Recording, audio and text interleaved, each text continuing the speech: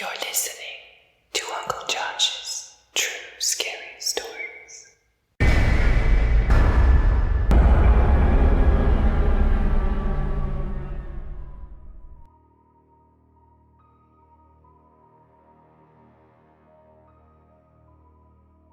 Something Up Ahead by Bran the Viking. This event had happened to me in the late summer of 2011, early August if memory serves.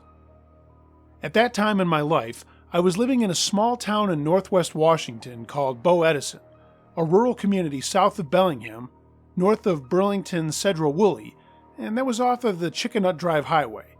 It's easily one of the most beautiful spots to visit. Bow Edison is essentially two small villages which overlap one another, with Bow being somewhat sparse and dotting the landscape with isolated farming homes, and Edison a bit of a hub village. They both exist in an intersecting location, geographically speaking. In a matter of minutes, you'll pass through flat farmland, hilly forests, rocky and densely wooded mountains, and oceanfront property. I had recently completed a year at trade school, attending the Job Corps program at Sedro-Woolley, and had just gotten my first job for the Skagit Valley Casino and Resort. Sadly, I didn't have many finances, only enough to cover rent for a room in an old farmhouse just off of Chuckanut. This was lucky for me, as it was only a few miles from the casino, which was just off the Interstate 5 and was a more than feasible ride on the hand-me-down bike I had procured shortly before graduating Job Corps. When I started, I was a dishwasher, and one that worked the swing or night shift. Getting to work was a bit of a pain. The ride was mostly uphill and along the windy Bow Hill Road, but over time it became manageable. I had just moved into the farmhouse and was starting my second week when I had first come to regret taking the night shift. Sadly, at this time, I only had a cheap gas station flashlight to illuminate my ride, which at night was made even darker since Bow Hill Road cut through dense forested areas and had several twists and bends, and it made the whole ride harrowing in some instances.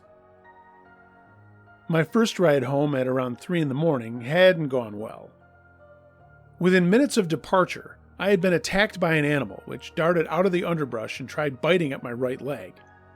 I didn't see what precisely lunged out at me, though in hindsight I'm certain it was a coyote or a stray dog.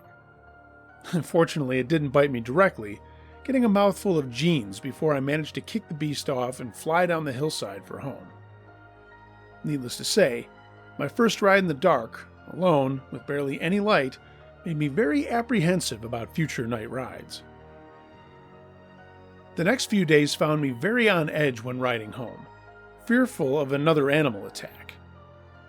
Since I wasn't familiar at the time with what the typical wildlife of the area was, I was fearful of encountering Washington's larger and more aggressive predators, primarily black bears drawn to the sloughs during low tide and blackberry bushes, and, cougars. Thankfully, those nights were uneventful and overall pleasant, save for one particularly rainy night which made visibility worse. Before I continue, I feel I need to explain one aspect. Heading towards the casino along Bow Hill Road, just off Chuckanut, there's a small cattle farm which raises cows for artisanal cheeses, which, if you're ever in that area, pick some up. It's amazing.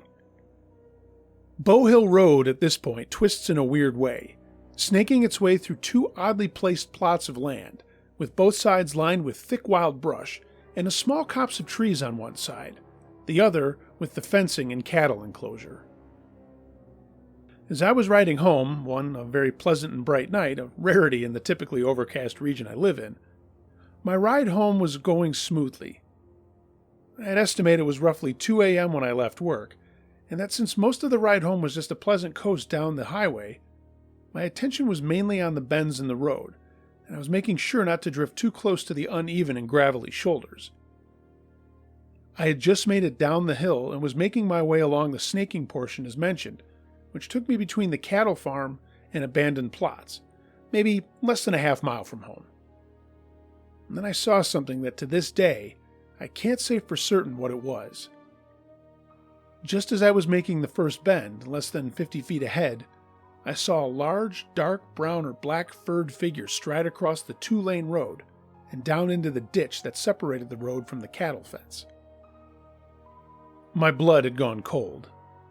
Just in the faint and shitty beam of my cheap flashlight, I could only make out a large torso, seen partially in profile and exposing what I can only assume was its back. I didn't see details such as the head, arms, or legs, only that the figure that moved in front of me looked roughly 8 feet tall and half that wide at what I can only assume were its shoulders. In that instant, I shouted, certain that in the moment my worst fears of a bear attack were going to happen, and that all my instincts were telling me to pedal as hard and as fast as I could. Between the shock of this figure suddenly appearing and moving in front of me and the fear of being mauled, I'm thankful I had the good sense to shout. In case you're not aware, bears, and black bears in particular, are easily spooked, and they tend to flee from humans if you make a loud noise, unless, of course, there's a mother bear with young nearby. Regardless, I Lance Armstronged it all the way home, grateful for the streetlights on the highway, and I managed to get home, though I ran as if I was being chased once I got off my bike until I was safely in the old farmhouse. I managed to get to my room, locked the door, and then sat on my bed, holding myself and practically hyperventilating from both exertion and fear. Now, I'm sure some of you are going to ask, did you see a Bigfoot or Sasquatch? I don't know. I truly can't say. I can tell you for certain what it wasn't. It wasn't a bear.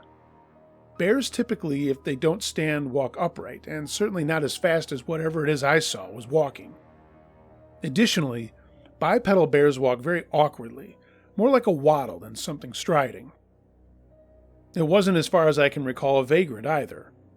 While it's true that the area does see some homeless traffic of people making their way north towards Bellingham, most of the time they travel during the day, and almost always with carts, bags, or stuff like that.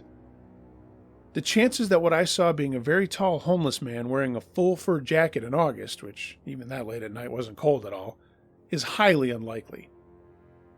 So what was it? I can't say that, but I do believe in the existence of Sasquatch.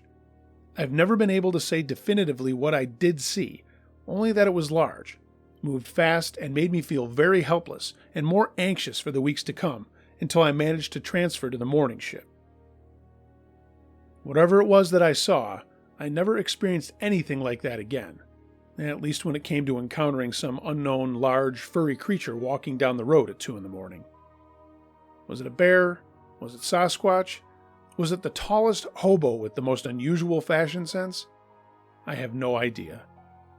Even to this day, I still wonder what I saw, and if I was in any real danger. After I had shouted and booked it as fast as I could, the only sound I heard behind me was a sudden rustling of brush and a deep grunt, although in my adrenaline-fueled flight, it's possible those sounds could have been caused by a cow near the fence. But still, none of that explains whatever it was I saw that night.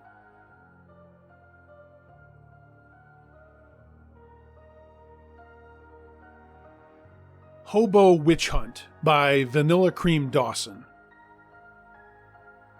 I live in a small town in New England. I won't disclose what town exactly because the information I've gathered about my town is pretty controversial to say the least.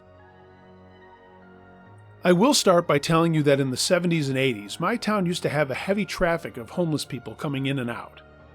We have thick woods all around town and a generally low population, so it was the perfect combination for large colonies of homeless people from neighboring cities to gather here. Since then, the numbers have decreased, but the homeless campgrounds and older members remained up until recently. I hiked around the woods a lot as a kid and knew what areas to stay away from. Every now and then you'd run into one of these homeless people, but generally they stayed in their camps. It was September of 2008. I was 11 years old when someone from my local middle school went missing. It didn't seem like a big deal because girls her age talked of running away from home all the time. It wasn't until another girl from our high school went missing that same week that the town really started to talking. My friends stopped going out at night, and the police hung around the schools more and more. Then, in October of that year, a break-in was reported. Our police apprehended a homeless man, and news spread over town quickly because we only have about 2,000 residents, and pretty soon word got out that the hobo knew where the two girls were.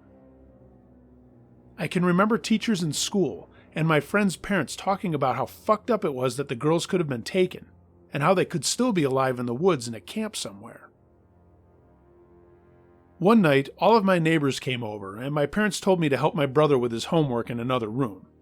And as soon as I exited the kitchen, they all left in my dad's Chevy Suburban. The next day, there were no police at school, like there had been for the past month.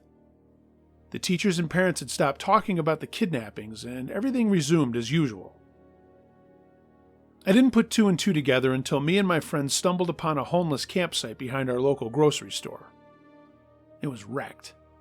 There were tents trampled, cans scattered everywhere, and dirt dug up all over the place.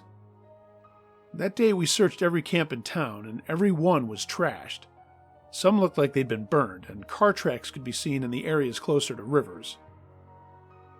To this day, I believe that the people in my town made raids of every camp that night.